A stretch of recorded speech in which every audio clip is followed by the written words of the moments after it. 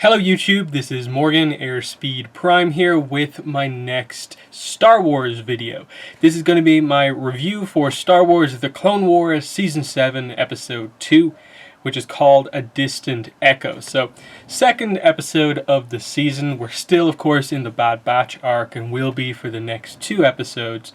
And I think the usual things apply, like I basically said with the first episode of the season, of like, it's for the most part a, not particularly different version of the animatic story reel arc that we got a few years back, but it is very nice to see this stuff done in full animation. The thing with this episode, though, is that they did actually change one scene completely. They took a scene out of the animatic episode and put in a new one. This is where we get to see that Anakin talking to Padme on the hologram, and I didn't expect it to be in this episode, so that was actually a pleasant surprise, and I thought it actually fit the episode a bit better than the scene that they had there. Obviously, it was right towards the start of the episode, just before we got going, and what I think the change in scene helped to do was present the idea of like Anakin, trying to help Rex, maybe at the start having a bit of issue with Rex, probably for one of the first times, really wanting to put like a personal thing ahead of the mission that he's kind of meant to be on. And Padme helping Anakin to really see the perspective of that, like, where did he get that from? You, of course, because that is the way you do things. And Rex is always by your side when you do those things. Don't you think you should be there for him on this thing, which he believes very strongly in? And so Anakin takes that approach of, supporting Echo as supporting Rex over, feeling that Echo might still be alive, but also, helping to sort of get him to the point where he, realized that, what if he's not, though?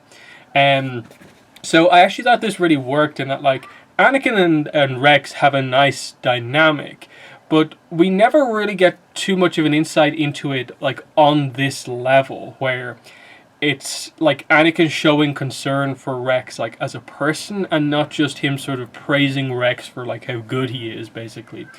So I think this whole scene worked on multiple levels, because for one, it gets across the idea that Rex knows, at least to some degree, that, like, Anakin has some sort of a dynamic with Padme. Like, again, it wasn't particularly made clear if, like, Rex knows the full story, but the fact that Obi-Wan at the end of the sequence is able to go, like, just out loud to everyone, like, in front of Rex, basically, oh, tell Padme I said hello, makes it feel that, like, it is just this thing that, like, maybe more people than you think know about it without knowing the full details of it, in that a lot of people, I think, are going to have a reaction to Obi-Wan saying what he said, but it makes sense. Like, Obi-Wan knows that this is an important dynamic for Anakin, and there's a reason he knows to go to Padme when things go wrong towards the end of Revenge of the Sith, is because he's seen this dynamic up to now. We've already had teases in the show that, like, Ahsoka probably knows about their relationship, in that the big end of season 5 moment of, like, I know, Ahsoka saying I know to what Anakin said. I think the main interpretation for that is that she is aware that the thing that would make Anakin doubt his commitment to the Jedi Order is Padme. And I think this is clear that, like, a lot of the people who are close to Anakin sort of know about this. And I just like that tease, and it was a very nice kind of romantic kind of scene between the two. They obviously showed Padme as being, of course, pregnant, but Anakin didn't notice.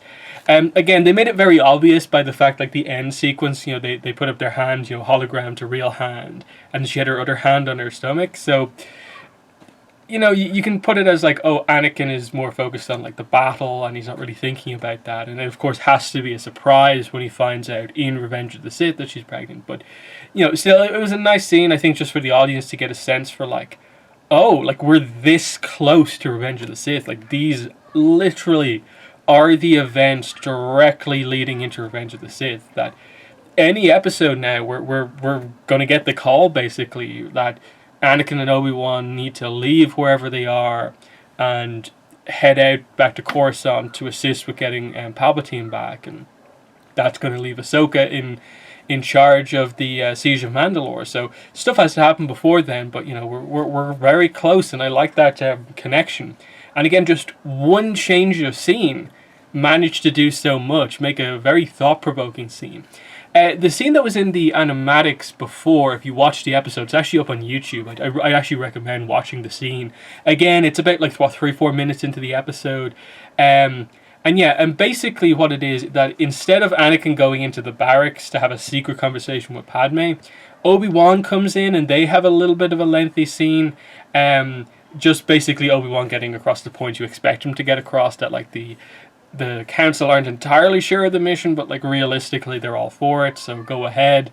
And then Anakin walks over to the Bad Batch's ship and notices that on the side of the hull they've painted a picture of Padme, and he's like, what's that doing there? And he like asks the leader Hunter, and I think they all get across the idea of just like, oh yeah, she's our favorite senator, like she's our favorite girl out there. And Anakin's just like, that's going away. We're removing that from the side of the ship. It's a pretty funny sequence, but obviously it's better that we actually have the scene with Padme than that. I was looking for it in the episode, that if any of the shots of their ship, if they still had it there and they just made it a visual gag, but it didn't seem like they did. It seemed like they just removed it completely. But I thought it was a fun scene from the animatics still.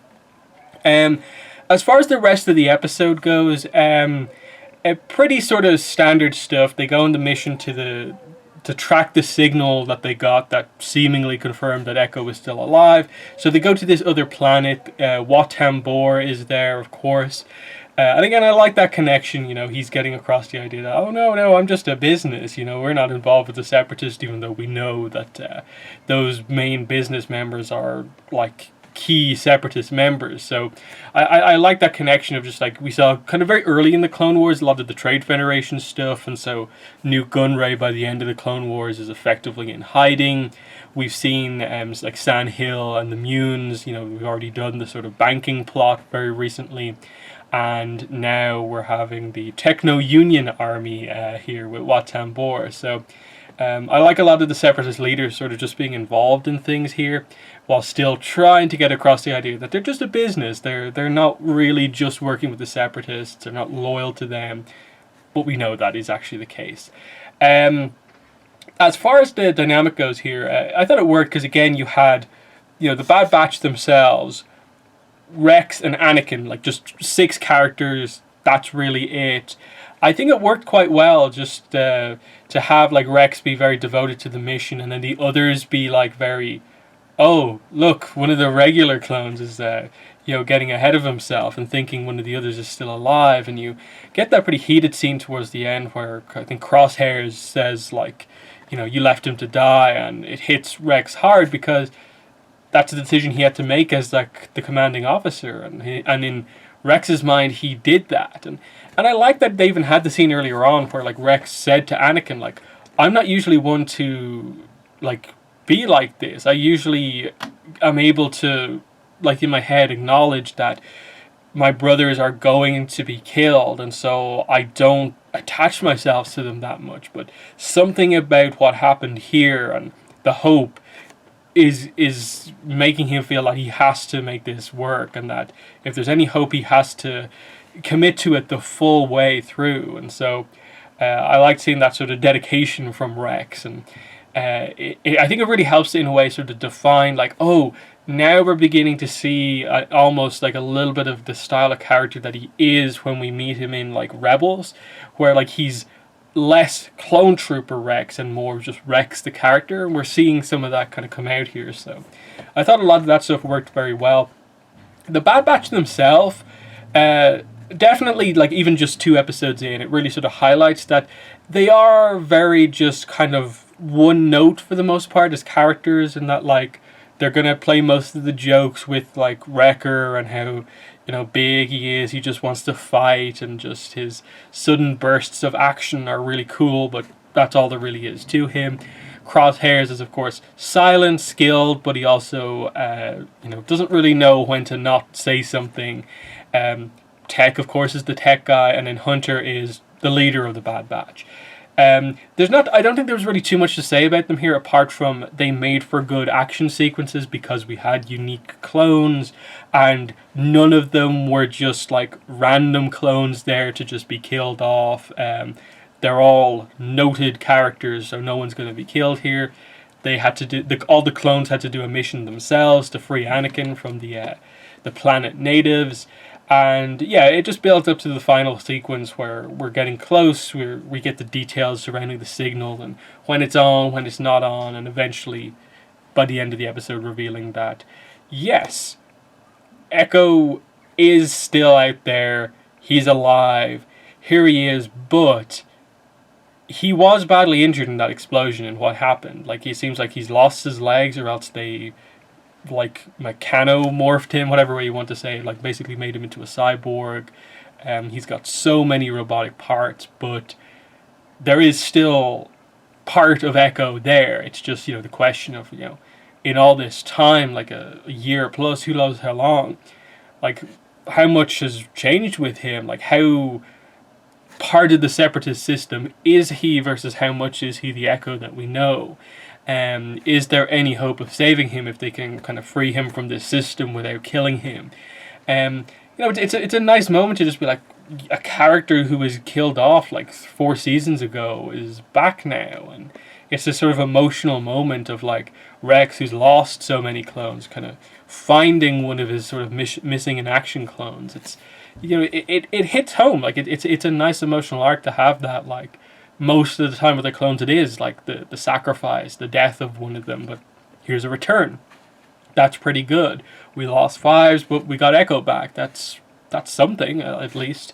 And yeah, like the arc, obviously I've seen the animatic arcs. I know the general plot of this, and it's just really the thing with like the remaining 2 episodes is about like, really, does it justify having 4 episodes, this arc, and that effectively, just by Echo being alive here, and realistically, we're not just going to kill him off straight away, is that not the entire arc here done?